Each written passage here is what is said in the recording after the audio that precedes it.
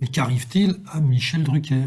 Lui qui est toujours si consensuel, eh bien, il a sorti les griffes après les funérailles de Jean-Pierre Pernaut ce mercredi 9 mars. Alors qu'il était avec Laurent Delahousse, l'une des rares personnalités du service public à s'être rendu à la basilique Sainte-Clotilde, où se pressaient toutes les figures de TF1, il n'a pas caché son agacement face à la pluie d'hommages qui a suivi la mort de Jean-Pierre Pernaut. Beaucoup de bobos, des gens du sérail lui rendent hommage depuis quelques jours, a-t-il confié, avant d'assister à l'office funèbre. Ceux-là même qui se moquaient de lui et ne regardaient jamais son JT, puisqu'à la même heure, il déjeunait dans des restaurants branchés parisiens où on fait et défait le métier. Des personnes qui ont toujours pensé que Paris était le nombril du monde, bien loin du point de vue de Jean-Pierre. Lui et moi, nous étions les deux anciens de la télé, deux provinciaux, fidèles à leurs racines. Décidément très remonté, Drucker a même continué sur ce ton-là, sans donner de nom, mais en fustigeant cette fois les responsables politiques qui ont longtemps regardé le 13h de TF1 avec condescendance. Il a succédé au plus parisien des journalistes, Yves Mourouzi. Il avait compris que les téléspectateurs étaient essentiellement en province.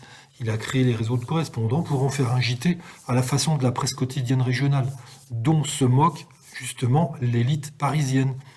Une réussite et aussi une leçon donnée aux politiques qui sont ensuite venus dans son JT lorsqu'ils ont vu qu'il rassemblait tous les jours plus de 6 millions de téléspectateurs. Jean-Pierre Pernaut a ainsi interviewé Chirac, Sarkozy, Macron, Hollande étant le seul à avoir décliné l'invitation. Mais en fait, qui est-ce que Drucker vise précisément? Si on regarde la vague de réactions qui a suivi la mort de Pernaut, on trouve en effet certains hommages surprenants de la part de leaders politiques qui ne devaient pas forcément le porter dans leur cœur. Par exemple, Anne Hidalgo, que Jean-Pierre n'a jamais ménagée et qui, elle, eh bien, a fait part de sa grande tristesse. Ou bien le communiste Fabien Roussel, qui s'est empressé de saluer la mémoire d'un, je cite, amoureux de la France et des territoires. Sans oublier l'écolo Yannick Jadot, qui s'est fendu d'un tweet de circonstance.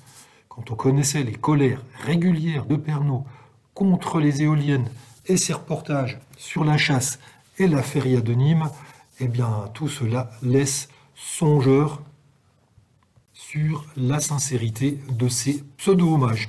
Mais il faut dire quand même que le décès est tombé en pleine campagne électorale, donc pas question pour les politiques de froisser les électeurs de province à quelques semaines du premier tour. En tout cas, Drucker a dit ce qu'il pensait, ça a dû le soulager.